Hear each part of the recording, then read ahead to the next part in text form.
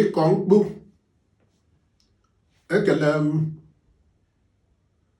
Dr. Umar Ado bụ ya hụrụ maka nguzobe otu LND, League of Northern Democrats, jikọrọ ndị mpaghara Northern Nigeria bụ ndị ndọrọ ndọrọ ọchịchị. Ọ bụkwa onye nwere agba n'otu ADA, All Democratic Congress, so na ndị agbara mbọ ka INEC nabata dịka otu ndọrọ ndọrọ ọchịchị n'ala anyị agbammbọ ghara inwe isi.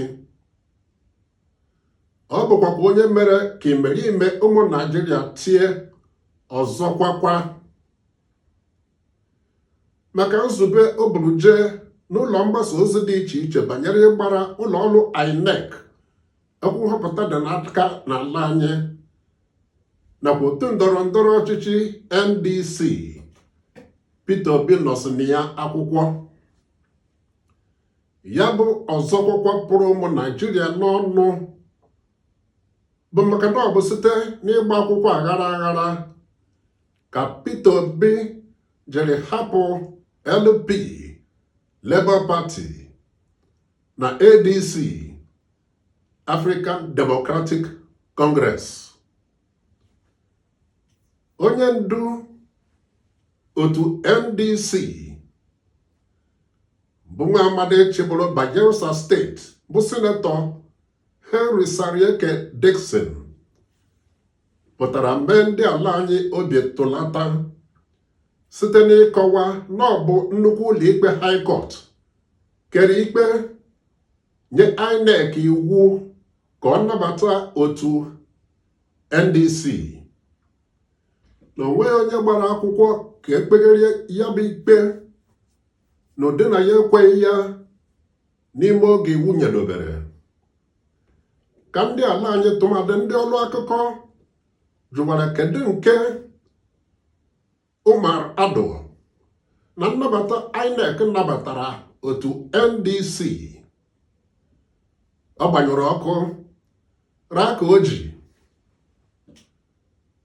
mana Ahiju Ibrahim Kaliha jigodo ọkwa onye isi n'ọnọdụ dairektọ n'otu ADA abụbeghị otu ndọrọ ndọrọ ọchịchị n'ala anyị jidere ka Umar Ado rara site n'ịgbara INEC nakwazi otu NDC akwụkwọ. O ji chọọ ka ụlọikpe kee ikpe nye iwu ka INEC kagbue nnabata ọ nabatara NDC na Oduno mere ya n'ụzọ mkpuke megidere iwu. Ịnọ n'ọtọ onye ọzọ gbaa ụta. Onye jiri ukwu ego jee pie eze, ọ ga-achịta ego ole n'ọchị? Ọ ga-abụ ndị kwenyere na Peter Obi na-achị nara ha ụrarahụ, ịnapụ ha ọnụ n'ara, rakwụnyere ịgba akwụkwọ n'otu Labour Party nakwa ADC aghara aghara mere Peter Obi ji hapụ otu ndị ahụ kenyere Ahiju Kaliha ọrụ ịkọ ya bụ mkpu. Ọ bụrụ ha ajụjụ ogbugbo ka nwata a na-etiri asụrụgada ọ na-agba, amakwa na asụrụgada bụ egwu ọnwụ. Ha bụ m Chukwuma Ogbonna. Kedu ka ozi ụga si bụrụ gị ọsọ onye maọbụ owu onye? Biko mee ka amata na ohere like maọbụ comment. Aghalakwa izigara ndị ọzọ ozi ụga.